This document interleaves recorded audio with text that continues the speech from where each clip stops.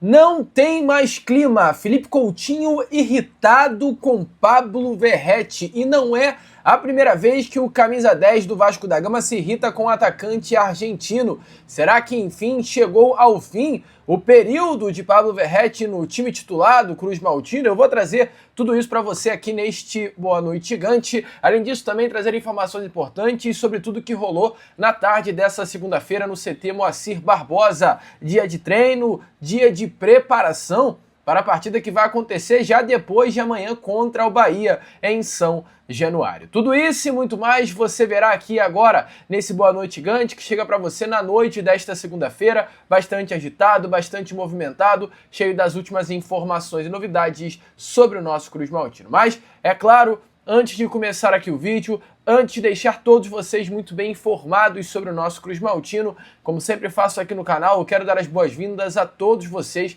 que estão chegando aqui pela primeira vez. Para quem ainda não me conhece, muito prazer, eu sou o Lucas, você está no canal do Gigante Vasco e esse daqui é o canal do Torcedor Vascaíno. Para você que não sabe, eu tô aqui todos os dias, 3 vezes por dia, com a Acorda Vascão, chega sempre às 7 horas da manhã em ponto. Fala Gigante, que é o segundo vídeo do canal, chegando sempre pela parte da tarde, e o Boa Noite Gigante, terceiro e último vídeo do canal do Gigante Vasco, chegando pela parte da noite para fechar o seu dia com chave de ouro e as últimas informações do nosso Vasco. Então é claro, você que está aí do outro lado ainda não é um inscrito do nosso canal, não perca tempo, venha correndo aqui embaixo, onde tem essa palavrinha inscreva-se. Clique nela e já venha fazer parte da nossa família. Eu, Lucas, conto muito com você, conto muito com o seu like, o seu joinha, o seu gostei, que é de suma importância para o crescimento e a divulgação aqui do nosso canal. Vamos juntos fazer de um canal do Gigante Vasco, que a sua ajuda é fundamental para que isso aconteça. Show?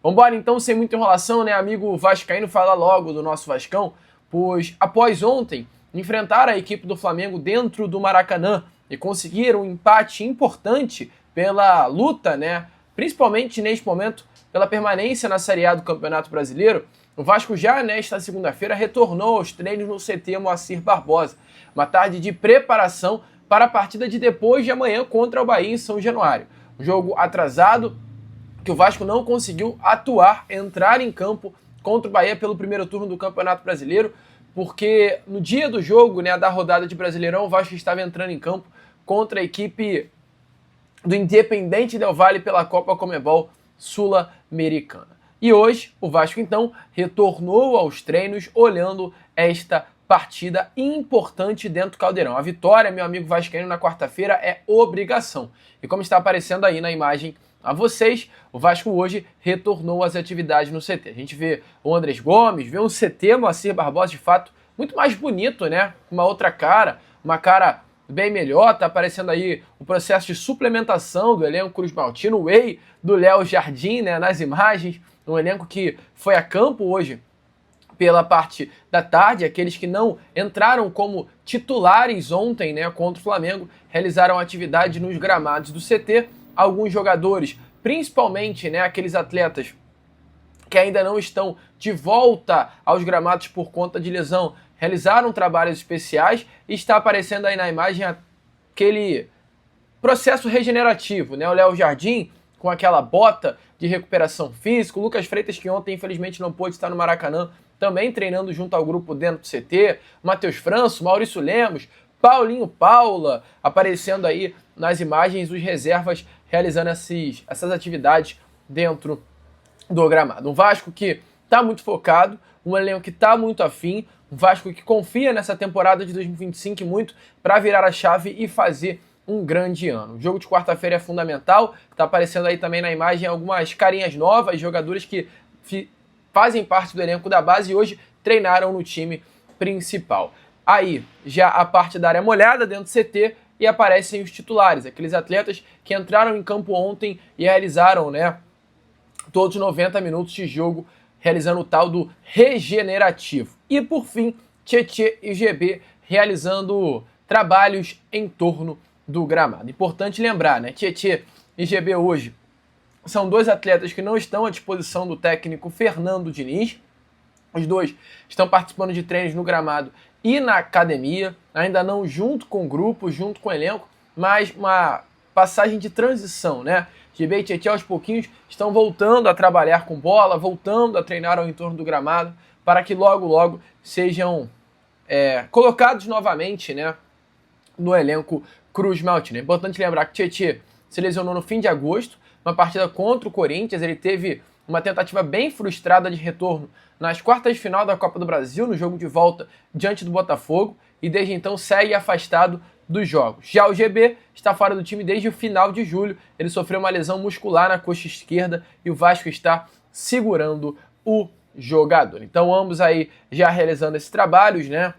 Volto a repetir, ainda não junto com o grupo principal, separados, mas breve retornarão. E volto também a trazer novamente o elenco titular. Realizou o trabalho na área molhada, né? O espaço que passou a funcionar em julho foi projetado para oferecer melhores condições de recuperação física aos atletas. Isso está acontecendo. Além dos 11 iniciais, você pôde ver na imagem o zagueiro Lucas Oliveira, né? Também, que entrou no primeiro tempo, participou da atividade. O grande foco nesse treino regenerativo para o elenco principal, para o elenco titular no caso, foi justamente a recuperação muscular através dessa nova estrutura do nosso Vascão. Uma semana que será intensa, quarta às 7h30 em São Januário tem Vasco e Bahia, sábado, dia 27, tem Vasco da Gama e Cruzeiro também em São Januário. É uma oportunidade que o Vasco da Gama tem de engatar uma sequência positiva dentro de casa com 2 vitórias. O Vasco hoje tem 24 pontos, conquistando as 2 vitórias.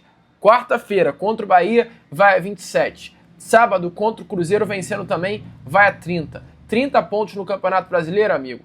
Olhando para a rodada que estamos, o Vasco, no caso, contra o Cruzeiro, chegará à 25ª rodada, ainda terá 13 partidas pela frente, e o Vasco, tendo 30 após 2 vitórias, terá apenas mais 15 a disputar e ficar tranquilo. Ou seja, 13 jogos, a necessidade de 5 vitórias.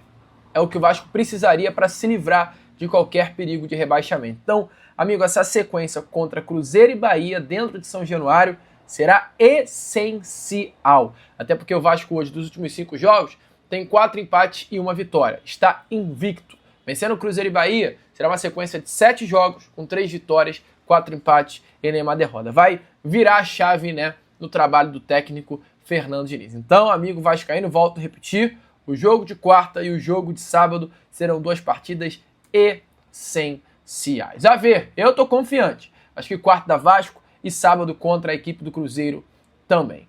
Prosseguindo com o vídeo, amigo torcedor vascaíno, quero falar com vocês sobre exatamente essa partida de quarta-feira.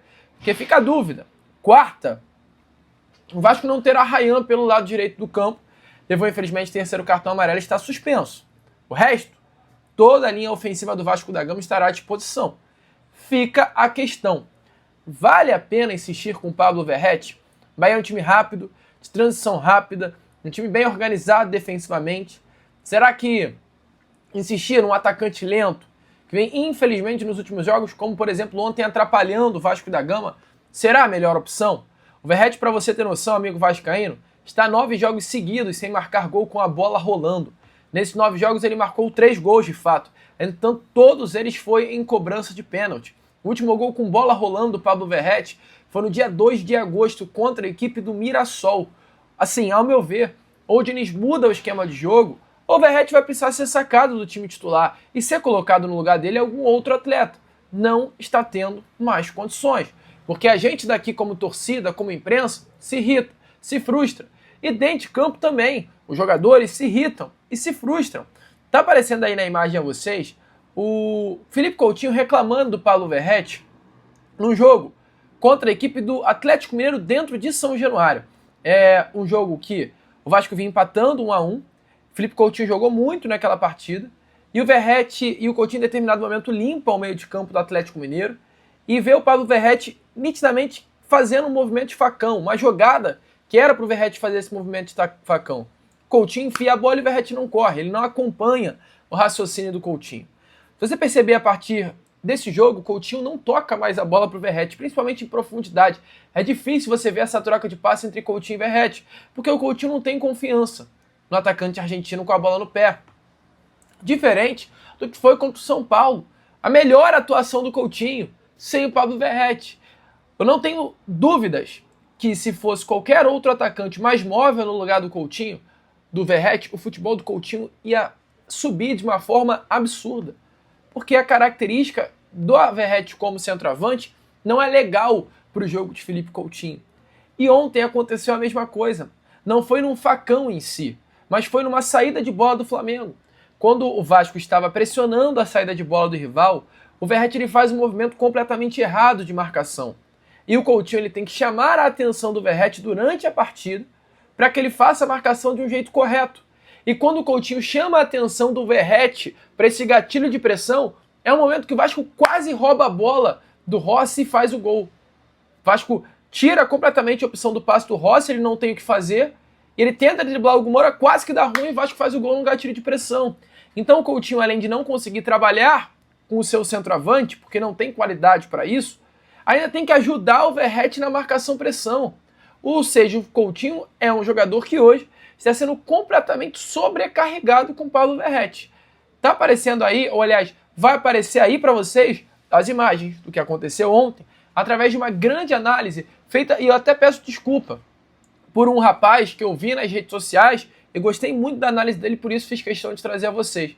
Se você conhece, deixa aí nos comentários, que eu farei questão de divulgar a página dele. Mas uma análise muito legal que foi feita pelo mesmo. Se liga só. Pressionar o Rossi, mas ele vai pressionar sem fechar a linha de passe pro Léo Ortiz. Então isso vai fazer ele correr à toa. Quando ele conseguir encurtar o espaço, o Rossi vai tocar a bola e olha só o Philippe Coutinho se frustrando com a forma que o Verratti correu. Olha ali, olha lá a reação dele, tá vendo? Ele, ai meu Deus do céu, não acredito. O Verratti já não tem essa característica de ficar correndo, pressionando muito, essa intensidade, e agora vai voltar a bola pro goleiro, e aí o Coutinho já levanta o braço e fala, peraí que você tá pressionando errado. E ele vai instruir o Verratti a pressionar também fechando a linha de passe pro Ortiz, e ele vai fazer um gesto com a mão pro Verratti correr numa trajetória que marque os dois ao mesmo tempo, olha só. Olha o gesto que ele faz agora, ó.